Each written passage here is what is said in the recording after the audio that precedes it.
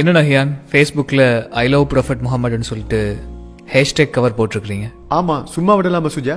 நபியல் நாயத்தை பத்தி தப்பா பேசும்போது நம்ம பங்குக்கு நாம எது சரி போட்டுத்தானே ஆகணும். அது சரி, அதான் சொல்லுதா? என்னடா ஹியான் பள்ளிக்கு போகலையா? தொலைத்தான் வேணும், நீங்க போங்கல, நான் வாரேன். என்னடா ஹியான் நடிக்கிறீங்களா? என்ன சுஜா சொல்றீங்க? நான் எங்க நடிச்சேன்? எப்ப நடிச்சேன்? ஏன் இப்படி சொல்றீங்க? இல்ல, உங்களை கோவப்படுத்தணும்னு நான் இதை சொல்லல. உங்களுக்கு மட்டும் இல்ல, உங்களை மாதிரி தான் வெளியே நிறைய பேர் ஃபேஸ்புக்கில் வி லவ் ப்ரொஃபட் முகமதுன்னு சொல்லி போட்டிருக்காங்க. அவங்க ப்ரொஃபைலை பார்த்தா காதுல மின்னி குத்துன மாதிரி, கையில பச்சை குத்துன மாதிரி யாரோ ஒரு சினிமா நடிகர் நடிகையோட போட்டோ.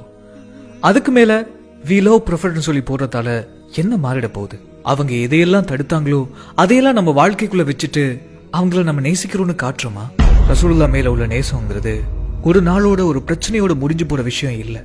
சஹாபாக்கள் எங்கேயுமே நாங்க ரசூலுல்லாஹ்வை நேசிக்கிறோம்னு சொல்லி வெளியே காட்டிக்கிட்டு தெரியல.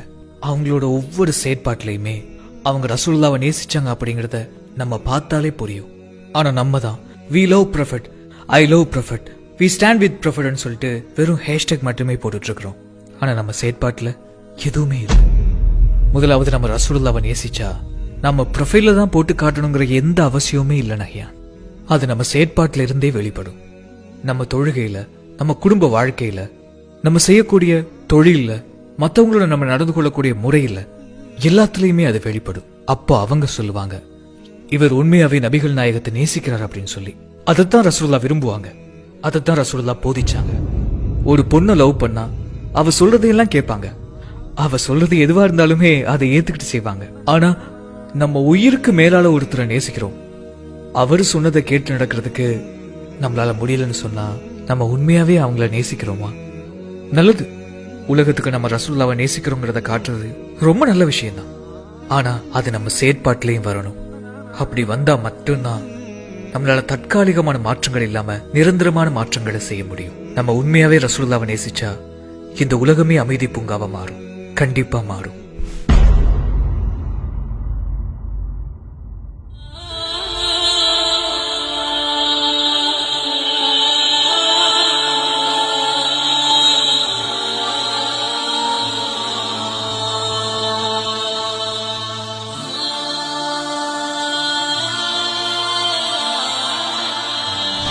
QTV தமிழ், இது நமக்கான அடையாளம்.